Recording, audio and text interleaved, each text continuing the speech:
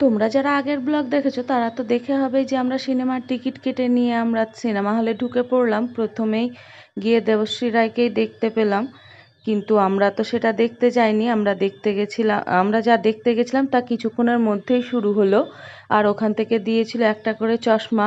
এটা ছিল 3D cinema, আমাদের দেখা প্রথম 3D সিনেমা। আহ, যেটা সিনেমা শুরু হওয়ার পরেই বুঝতে পারলাম চশমাটা দেওয়ার কারণ। যাক, সিনেমাটা আমাদের খুব ভালো লেগেছে। তারপরেই চলে আসলো চিকেন নাগেটস, যেটা আমরা অর্ডার করেই এসেছিলাম। সেটা খেতে খেতেই অর্ধেক সিনেমা দেখে ফেললাম। আর পরে থেকে বাকি অর্ধেকটা দেখলাম, যেটা আমাদের খুব খুব ভালো লাগলো। সিনেমা শেষ করে সেখান থেকে বেরিয়ে পড়লাম আমরা কেএফসির উদ্দেশ্যে।